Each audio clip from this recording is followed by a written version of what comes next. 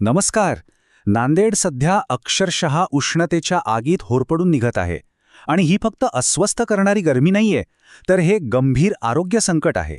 यामुळे उष्माघाताचा धोका इतका वाढलाय की तो आतापर्यंत कधीच नव्हता.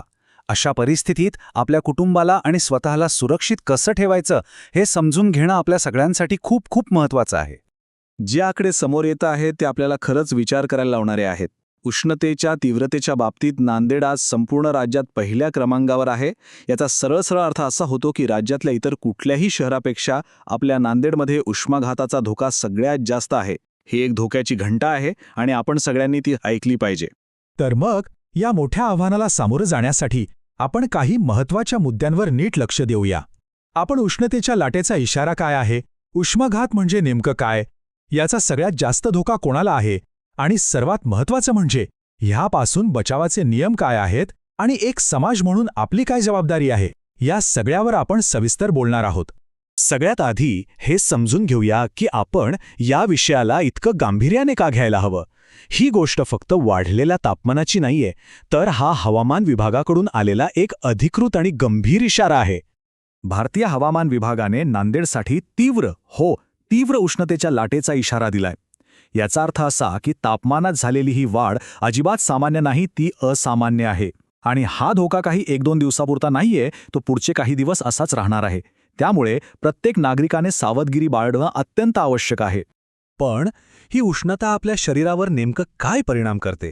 उष्माघात, ज्याला आपण इंग्रजीत हीटस्ट्रोक म्हणतो, तो म्हणजे नक्की काय? चला, आपल्या शरीराच्या आत होणाऱ्या या वादळाला थोडं वैज्ञानिक दृष्टिकोनातून समजून घेऊया. सोप्या भाषेत सांगायचं तर उष्माघात म्हणजे जेव्हा आपलं शरीर बाहेरच्या उष्णतेमुळे स्वतःला थंड ठेवू शकत नाही. म्हणजे शरीराची जी नैसर्गिक एसी सिस्टम आहे तीच बंद पडते. जास्त वेळ उन्हात राहिल्यामुळे किंवा खूप जास्त शारीरिक कष्ट केल्यामुळे शरीराचं तापमान कंट्रोल करणारी यंत्रणाच कोलमडून पडते. एक आकडा आहे जो प्रत्येकाने आपल्या डोक्यात पक्का ठेवायला हवा, तो म्हणजे 40 अंश सेल्सिअस. हा आकडा धोक्याची पातळी दाखवतो. जेव्हा आपल्या शरीराचं तापमान या आकड्यापर्यंत पोहोचतं किंवा त्याला ओलांडतं, तेव्हा उष्माघाताची अत्यंत गंभीर आणि प्रसंगी जीवघेणी परिस्थिती निर्माण होते. पण चांगली गोष्ट ही आहे की गंभीर परिस्थिती येण्याआधी आपलं शरीर आपल्याला अनेक इशारे देत असतं. हे धोक्याचे संकेत वेळेवर ओळखणं आणि त्यावर लगेच उपाय करणं खूप महत्त्वाचं आहे. चला तर मग या लक्षणांना एकामागून एक नीट समजून घेऊया. पहिलं लक्षण आहे चक्कर येणं किंवा डोकं गरगरल्यासारखं वाटणं. जेव्हा शरीरातलं पाणी कमी होतं, म्हणजे शरीर डिहायड्रेट होतं आणि मेंदूला पुरेसा रक्तपुरवठा होत नाही, तेव्हा हा पहिला आणि महत्त्वाचा संकेत मिळतो की उष्णतेचा ताण आता धोकादायक पातळीवर पोहोचतोय. असह्य डोकेदुखी म्हणजे डोकं अक्षरशः फुटल्यासारखं वाटणं, हे सुद्धा उष्माघाताचं एक मुख्य लक्षण आहे. हे शरीरातल्या पाण्याच्या कमतरतेमुळे आणि वाढलेल्या तापमानामुळे होतं. शरीरात अचानक प्रचंड अशक्तपणा जाणवणं किंवा खूप थकवा येणं, हेही एक महत्त्वाचं लक्षण आहे. कल्पना करा, जसं काही शरीराची बॅटरीच अचानक उतरत आहे. हे दाखवतं की शरीराची ऊर्जा प्रणाली उष्णतेमुळे कोलमडायला लागली आहे. आणि आता सगळ्यात धोकादायक लक्षणांपैकी एक, ते म्हणजे त्वचा गरम लागते पण कोरडी असते. एरवी आपल्याला गरमीमध्ये घाम येतो, जो शरीराला थंड ठेवतो. पण जेव्हा त्वचा कोरडी पडते, याचा अर्थ शरीराची ही नैसर्गिक कूलिंग सिस्टम पूर्णपणे बंद पडली आहे. आणि ही एक अत्यंत गंभीर स्थिती आहे, हे लक्षात घ्या. हे स्पष्टपणे समजून घ्या की या लक्षणांकडे दुर्लक्ष करणं म्हणजे मृत्यूला आमंत्रण देण्यासारखं आहे.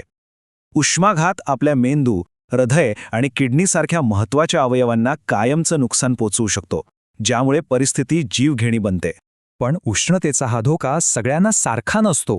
काही विशिष्ट गटांना याचा त्रास होण्याची शक्यता इतरांपेक्षा खूप जास्त असते. मग हे संवेदनशील गट कोणते आहेत, हे ओळखणं संरक्षणाच्या दृष्टीने पहिलं पाऊल आहे. लहान मुलं आणि वृद्ध व्यक्ती यांना याचा सर्वाधिक धोका असतो.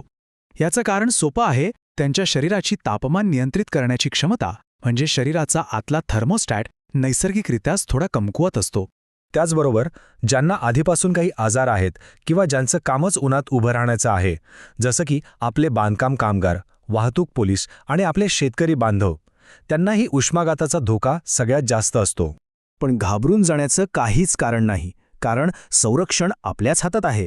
आपण 3 अत्यंत सोप्या पण जीवन वाचवणाऱ्या नियमांचं पालन करून या धोक्यापासून अगदी सहजपणे दूर राहू शकतो. हे 3 नियम म्हणजे उष्णतेपासून बचावाची आपली ढाल आहे. पहिला नियम, हायड्रेटेड रहा, म्हणजे सतत पाणी पित रहा. दुसरा, योग्य कपडे घाला, म्हणजे हलके, सैल आणि सुती कपडे वापरा. आणि तिसरा आणि सगळ्यात महत्त्वाचा नियम, वेळेचं नियोजन करा. दिवसातला सगळ्यात उष्ण वेळ म्हणजे साधारणपणे दुपारी 12 ते 4 या वेळेत घराबाहेर जाणं पूर्णपणे टाळा. चला आता काही अगदी व्यावहारिक गोष्टी पाहूया. आपण नक्की काय करायला हवं आणि काय कटाक्षाने टाळायला हवं. योग्य निवड करणं खरं तर खूपच सोपं आहे. बघा, एका बाजूला भरपूर पाणी पिणं, बाहेर जाताना टोपी किंवा छत्री वापरणं आणि शक्यतो सावलीत राहणं हे सोपे उपाय आहेत.